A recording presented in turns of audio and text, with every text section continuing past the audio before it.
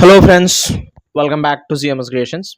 നമ്മൾ നോക്കാൻ പോകുന്നത് CBSE ക്ലാസ് 10 മാത്തമാറ്റിക്സിലെ ചാപ്റ്റർ 6 ട്രയാങ്കിൾസ് എന്ന് പറയുന്ന ചാപ്റ്ററിലെ exercise 6.3 question number 11. In the figure തന്നിട്ടുണ്ട്, is a point on side CB produced of an isosceles triangle ABC with AB equal to AC. If AD perpendicular to BC and EF perpendicular to AC, prove that ABD similar to ECF. നമുക്ക് prove ചെയ്യാനുള്ള രണ്ട് ട്രയാങ്കിളിനെ ഞാൻ ഇവിടെ ഒന്ന് shade ചെയ്ത് കാണിച്ചിട്ടുണ്ട്. അപ്പോൾ നമുക്ക് ഓൾറെഡി തന്നിട്ടുണ്ട് ABC ഐസോസിലസ് ആണ്. So AB equal to AC ആണ് അല്ലേ? അങ്ങനെ കുറച്ച് കാര്യങ്ങൾ നമുക്ക് തന്നിട്ടുണ്ട്. അതേപോലെ പെർപെൻഡിക്കുലർസും തന്നിട്ടുണ്ട്.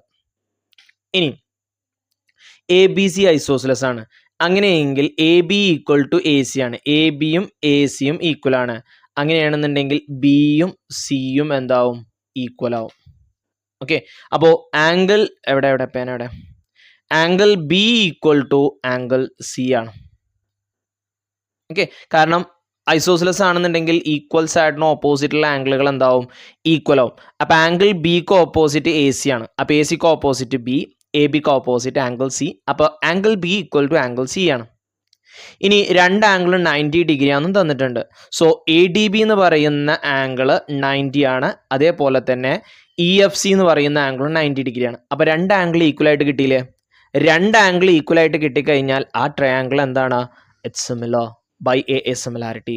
സോ നമുക്ക് പറയാം triangle ABD similar to triangle ECF by AA similarity.